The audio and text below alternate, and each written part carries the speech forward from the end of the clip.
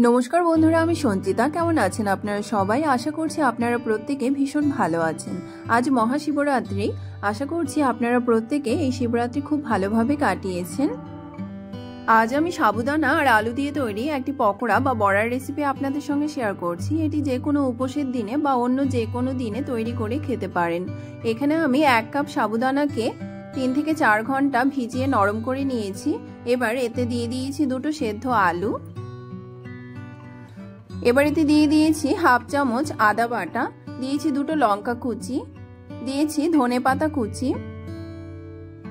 এবার এতে দিয়ে দিয়েছি স্বাদ মতো লবণ, দেব হাফ চামচ জিরের গুঁড়ো, হাফ চামচ ধনে গুঁড়ো, হাফ চামচ কাশ্মীরি লাল লঙ্কার গুঁড়ো,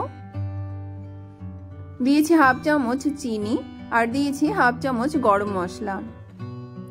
এবার এতে দিয়ে দিয়েছি 2 চামচ চালের গুঁড়ো, দিয়ে সবকিছুকে ভালোভাবে হাত দিয়ে মেখে নিচ্ছি।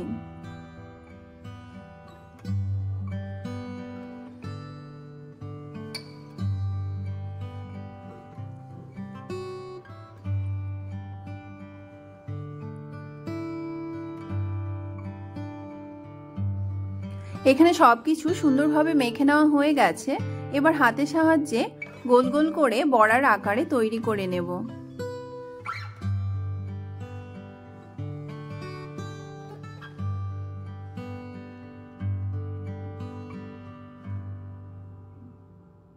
একই রকম ভাবে আমি সবগুলো বড়াকে তৈরি করে নিয়েছি।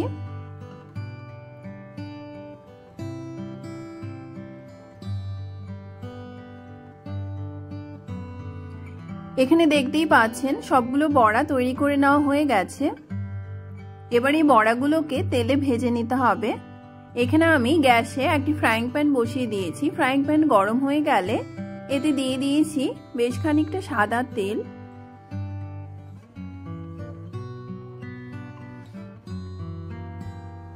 তেলকে গরম করে নিতে হবে। তেল গরম হয়ে গেলে এক এক করে বড়াগুলোকে এই তেলের উপরে দিয়ে দিয়েছি।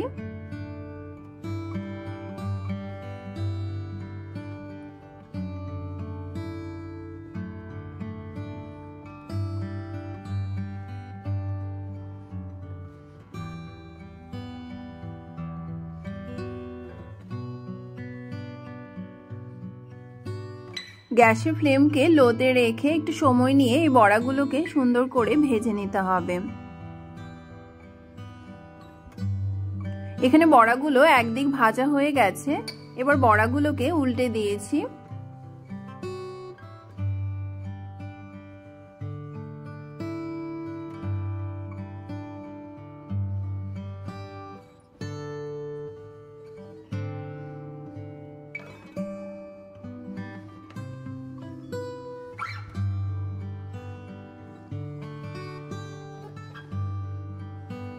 এবার গ্যাসের ফ্লেমকে মিডিয়ামে রেখে বড়াগুলোকে উল্টে পাল্টে মুচমুচে করে ভেজে নিতে হবে। এখানে দেখতেই পাচ্ছেন বড়াগুলো প্রায় ভাজা হয়েই গেছে। আর কিছুক্ষণ ভেজে নিলে বড়াগুলো একদম তৈরি হয়ে যাবে। এখানে আমার বড়াগুলো একদম তৈরি হয়ে গেছে। আমি বড়াগুলোকে নামিয়ে নিচ্ছি।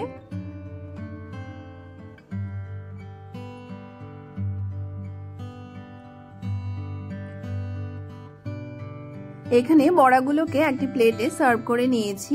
আপনাদের যদি এই সাবুদানার বড়ার রেসিপিটি ভালো লেগে থাকে তাহলে আপনারাও ট্রাই করবেন।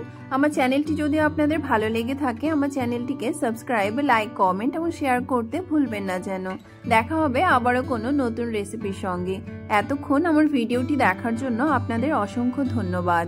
ভালো থাকবেন, সুস্থ থাকবেন। ধন্যবাদ।